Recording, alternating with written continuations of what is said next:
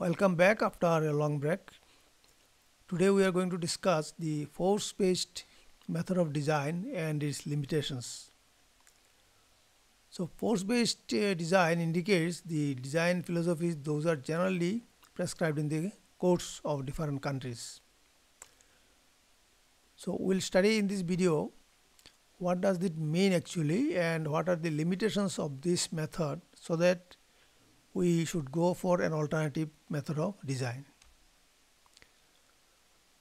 So definition goes like this: the force-based method of design means the design where the force is the core parameter in the design. You could have other parameters like displacement, but in this case only force is kept at the center of the design and the whole design process is prescriptive in nature, that is given in the code. So codal designs are mostly force-based, though in recent times some of the codes like ACI ASC 41 are partly going to the performance-based design. Now what is the force that we are talking about? The force is actually the base shear that the code prescribes through a formula. A general form of the base shear is what is given here in this equation. So this is the equation. BB is the base shear, that is the total lateral force that the structure will experience during the earthquake, and that is the force we are considering for the design against the earthquake resistant design.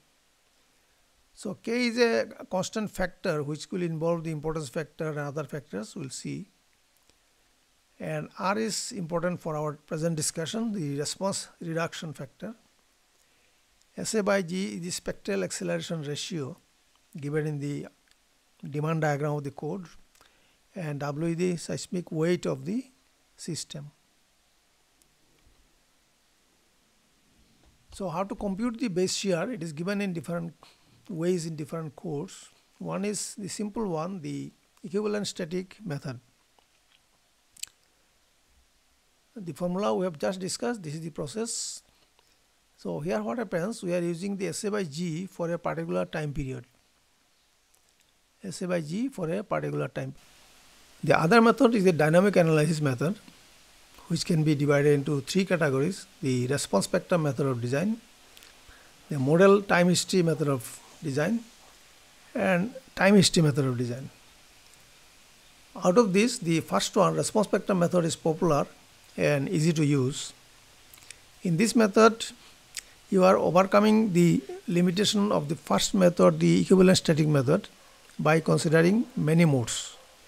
In the equivalent static method, the SA by G is considered for the first mode only. So you are neglecting the effect of other higher modes which are relevant in calculating the force in the design, that is the base shear.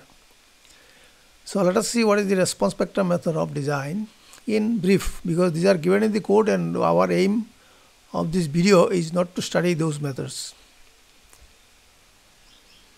The base shear contribution given by the ith floor mass and in the kth mode.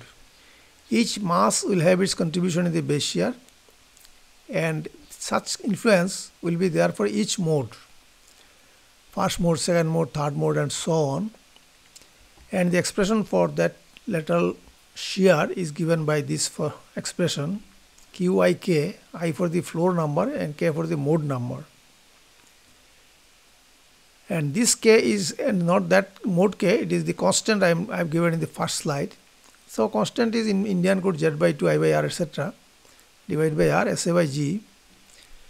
And the SA by G is now you are considering in the kth mode. So the time period corresponding to the kth mode, that is what is given as T, K. Phi ik is the mode shape coefficient for the ith floor in the kth mode, Pk is the participation factor, and Wi is the seismic weight of the ith floor. So this way, for each floor and for each mode, you can calculate the lateral force generated for design purpose. So there will be as many value of Q as the number of stories, and at each story there will be as many number of values as the number of modes you consider in your study. How many modes to be considered are given in the code? Generally, as many modes as can capture the participation of 90% of the masses of the system. So many values of Qik you have got. How to get the final base shear? Final base shear is computed by using statistical combination rules. SRSS, CQC, etc. Those rules are available in the code. So then you finally get the base shear. Now base shear, whether you have computed through equivalent static load method or through response spectrum method of analysis, gives you the total lateral force for design purpose of the structure. So this is to be distributed over different mass levels. In building it is very simple, you have to distribute at the floor levels. So this expression is giving you the floor force for the ith floor, Fi, and given by this formula, Wi is the seismic weight of the ith floor, Hi is the height of ith floor from the base of the building, and at the bottom you have the summation of the multipliers of weight and height square. So this gives a value less than 1 and multiplied by the BB will give you corresponding lateral force in the ith story. So you can calculate this force for every story together, and if you sum up all this Fi, you should get the value of base shear, again BB. Pictorially it is shown in this second diagram. This F1, F2, F3, etc. calculated at different floors are shown here. Now these are your design forces. After you apply these forces in the system, now you can design it as per the limit state method or any other method you want. In IS code, the formula given is BB equal to Z by 2, I by R, SA by G into W. Z is called the zone factor, and 2 has a purpose. I is importance factor, R is response reduction factor, SA by G is spectral acceleration ratio, and W is the seismic weight of the total system. Now this video is not biased towards Indian code, as for example only this formula is considered from the code. In other codes also similar formula are there with a little variation. The important part is your SA by G, W and response reduction factor R. The other things will vary from code to code, but the logic is similar in all the codes. Let us see the component wise meanings of all these parameters. So we take this same formula again here with a notation that SA by G is considered for the initial time period. Initial time period means the system has not undergone any damage. Initially any system is elastic and it has a corresponding time period of vibration in the first mode, or if you go for response spectrum method, any other mode you want. So those are all elastic time periods without any damage in the system. That's why it is written T initial. T initial can be for the first mode, second mode or any other mode, and seismic weight remains as such. Now this zone factor Z is the seismicity level of the area. So different areas of a country will have different seismic levels. Sometimes it is given in the form of zones as in Indian code, or it can be given in the form of seismic control lines as in US codes. Now why 2 is coming into picture? 2 is coming into picture because the seismicity that you are anticipating in the zone is the maximum value of the seismic level, and that level of earthquake may not come during the lifespan of the structure. So if a force level the structure is not going to experience in its life, what is the use of designing that structure for that level? It will be simply wastage of money. So as a consensus, we take half of that level, half of that force for the design purpose. So we divide it by 2, and this Z by 2 is called the design basis earthquake level or design earthquake level. So it is half of the maximum. Then comes your importance factor. This importance factor has been attached to this formula, considering that or noting that many structures have many importance to our life. If it is a simple residential building with 1 story or 2 story with 1 or 2 flats, then the number of occupants are limited, and in that building the value of I can be taken as 1. That is, the building is not that important. Some buildings can have more importance than residential building, like a community hall, like a nuclear reactor powerhouse, like a building housing inflammable materials, hazardous materials, and so on. So there the importance factors will be more than 1. The values of the importance factors are given in different codes. So we can see the codes for those values. R is the response reduction factor, very important parameter, and we should have a thorough understanding of this parameter to understand the limitations of the force-based method of design. SA by G is the spectral acceleration ratio corresponding to the initial time period of the system, and W is the seismic weight. So with this understanding, let us see now what are the limitations of the FBD, the force-based method of design. Let us first study the importance factor. The values of importance factors as given in IS 1893 2016 part 1 are given here. For residential and other normal buildings, the value is 1.0. There is no increase in the base shear computed from the basic values. For business community structures where the occupants are more, for example a cinema hall, auditorium, we take I equal to 1.2. So what does it mean? It means that we have increased the base shear, that force, by 20% here, considering the building is more important. For critical structures and lifeline structures like a hospital, like a hazardous building containing hazardous material, so we use the importance factor as 1.5, 50% higher. So what the code is actually indirectly telling you, code assumes that the higher design force will render higher performance of the structure.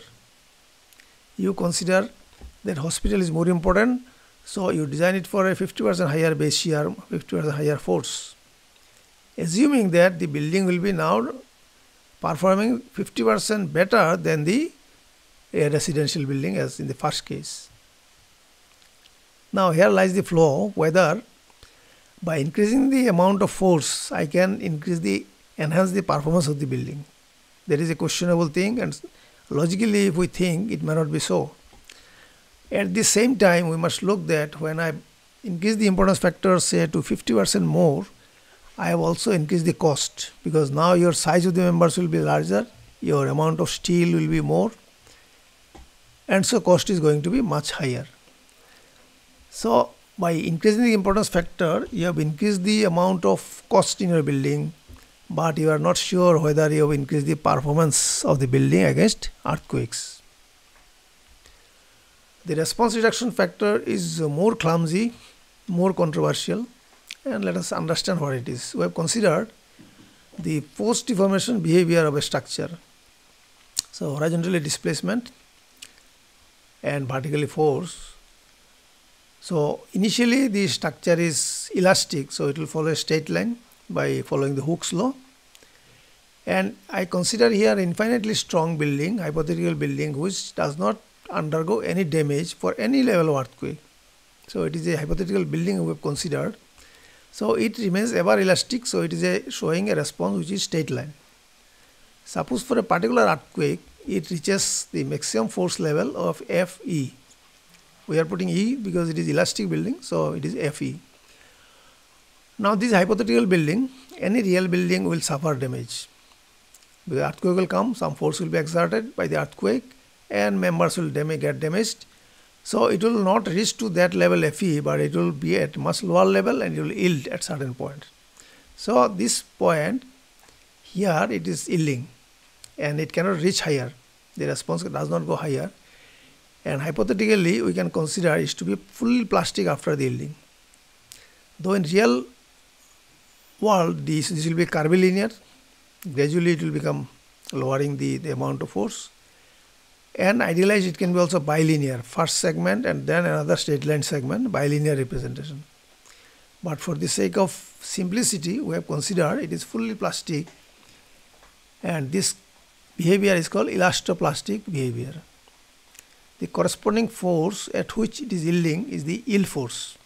At this level of force it has yielded, and it is now, it has lost its stiffness and it is flowing like a plastic material. Maximum displacement is delta m and yield displacement is delta y. Now this factor, this maximum elastic force that was possible for the earthquake to the infinitely strong building to the yield force for a real building is called the response reduction factor. So what it is internally meaning actually, that a very large force could have taken place in the building if it was not getting damaged, much large force to the level of Fe. But since my structure is going to get damaged during the earthquake, the actual force is much lower, which is Fy, and how much it is lower? It is lower by a factor R. So when I divide the base shear by R, as we have seen in our previous formulae, you are actually reducing the anticipated base shear for a elastic building by the factor R. R is much lower, much higher than 1, so the base shear will be much lower now. Now, what could be the amount of response reduction factor in different codes? In different codes, values are given different. In Indian code, it goes from say 1.5 to 5.0. In some codes, it can go even up to 8 or 10. But remember, these are not the absolute values, because the base shear formulae in other countries are different, and hence the value of R shown in those formulae will be carrying different meaning than what is shown in Indian code. So let us see Indian code what it says. For RC building, it is showing two categories: the ordinary moment resistant frame where ductile detailing is not there as per code, and special moment resistant frame where ductile detailing has been followed as per the code. So in Indian code, ductile detailing code is 13920. So if we do not follow the ductile detailing, the response reduction factor is 3. If we follow the ductile detailing, the response reduction factor is 5. That is, now I can design for a much lower force, taking advantage of the ductility of the system. For steel building, the corresponding values are 3 and 5, similar here and here. So once the system is ductile, we can rely on the ductility and we can reduce the base shear by a higher factor. So the value, maximum value is here 5.0. Now one thing we have to note here, that code is telling when your system is not ductile, the response reduction factor is less, and when your system is ductile, special moment resistant frame, your response reduction factor is higher. So code is indirectly telling that response reduction factor is a direct dependency with the ductility of the system. And actually we have proven in our previous slide, I think it was slide number, previous video number 5, equal displacement principle, etc. were discussed. So in that case, this proposition that response reduction factor is proportional to ductility is valid for only elastoplastic systems. The response just we have studied in the previous slide, and it is valid for long period structures where the time period is more than 0.7 second. But the code is not telling anything here regarding time period or any other variant. It is only telling the ductility, not ductile, ductile, not ductile, ductile. So this oversimplification of the code may not be valid, and this is one limitation of the Codel method. Now for dual system building, the values of R are given like this: ordinary wall and ordinary moment resistant frame, the R equal to 3.0. That is, it is not ductile, so R is less. When one component is given ductility, the frame is given ductility, the value of R increases to 4. When only wall is given ductility but not frame, again it is 4. And when both wall and frame are given ductility as per code with ductile detailing, then value is 5.0. So here also we see the more the ductility, more is the value of R. So code is again assuming that R is proportional to ductility of the system. The code assumes higher ductility gives higher response reduction factor. R depends only on building type and nothing else. You see here we have talked about types of building. Ordinary moment resistant frame means it is a type of building. Special moment resistant frame means it is a type of building. And similarly here combination of the wall and the frame in the dual system. Here also just based on the type of the building the response reduction factor is changing. But it may not be so. It may change from building to building itself and not the type. Let us see. So these are the different criticisms against the FBD, force-based method of design. Force is not an indicator of damage, rather displacement is. Suppose an earthquake comes and there are 5 buildings in my locality and they have the force measuring device installed in the buildings. So some building may experience 1000 kN force, some building 1500 kN force, some other building a variation of this, and this data comes before you, but you cannot understand anything regarding the damage suffered by the building. The highest force recorded building may not show the highest damage. So force is not an indicator of damage, and actually we want to arrest damage. We don't want to arrest force. We want to arrest damage in the system, hence our outlook should be focused to damage and not force. And any damage can be just imagined in the form of displacement. Damage means it is plastic deformation, plastic displacement.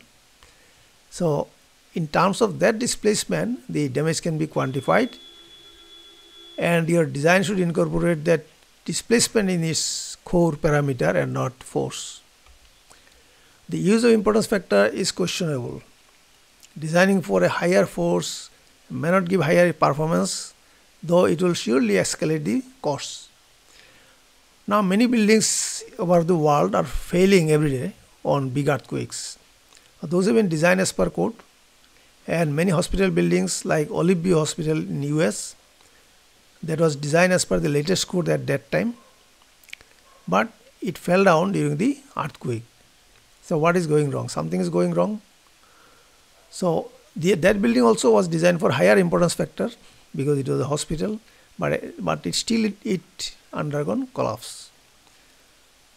That is what I said, the higher force in the design will require higher cost, but it may not give you higher performance. The base shear formula is basically flawed. Why? The spectral acceleration ratio is found out considering elastic time period. One time period if it is equivalent static method, and many time periods for different modes if it is response spectrum method you have used. So elastic time period is considered everywhere. At the same time, response reduction factor is used in the formula which arises out of damage. As you have seen, the elastic building was carrying large force, but the real building got damaged and carried less force Fy, and that is how the response reduction factor came into picture in the base shear formula. So you see, in the beginning you are using the spectral acceleration ratio for elastic system, T elastic, and then whole value you are dividing by a factor which is arising out of damage. So which is correct? Your damage state is correct or elastic state is correct? So it is a mixture of two contradicting things in the same mathematical equation, so it is flawed. Codal method assumes that the response reduction factor is dependent only on ductility, but R depends on other factors, not only on ductility. And as we have said, it depends only on ductility if it is elastoplastic response. It depends only on ductility if it is long period structures. So R depends on time period of the structure. Long period R equal to mu, and elastoplastic system. Short period structures R equal to twice mu minus 1 under square root, and very short period structures say less than 0.1 second R equal to 1.0. and R equal to mu, that the code is always assuming more ductility, more response reduction factor is valid only for elastoplastic behavior, and real behavior is generally nonlinear, even it can be idealized to a bilinear behavior. So response reduction factor given in the code are based on some oversimplified assumptions. Code assumes that the stiffness is independent of strength, but actually stiffness varies with strength. This we have discussed in our previous video. You can see those. So actual strength of the system depends on the stiffness, or in other words, the stiffness depends on the strength. So unless you look at the strength aspect, the real stiffness will not come into picture, and the code is ignoring this because code does not say anything regarding the presence of steel while finding the moment of inertia of the section. In equivalent static method, only first mode is considered, thus higher mode effects are ignored. Now in the response spectrum method of design, other modes are also considered, but other limitations, as we have discussed, creep in even response spectrum method of analysis. As initial member sizes are not known, it needs large number of iterations. The code does not say anything regarding the initial member size. So you can take some arbitrary size, then design, then see whether it is safe. If it is unsafe, you change it again and again, and so on. Difficult to design for a given drift. It will take large number of iterations to satisfy drift. Suppose you are asked to design a building for 2% drift. Code does not tell you any process to get it. So you can arbitrarily design a building, apply time history analysis, and see it is maintaining 2% drift or not, then redesign, and so on, perhaps up to infinity. Generally, codes cannot design for an arbitrary given seismicity level. For example, Indian code has strict seismicity level for 4 zones, zone 1, zone 2, 3, 4 and 5. You cannot design something beyond that. It is prohibited by the code. So these are the different limitations of the force-based method of design. Hence, we need to go for other methods. The other methods are displacement-based, and with the incorporation of performance indicators in displacement-based design, we get the performance-based design, which is the current state-of-the-art design in structures. Thank you very much for watching. Please like and share the video, subscribe it, and be with me for the future videos. Thank you.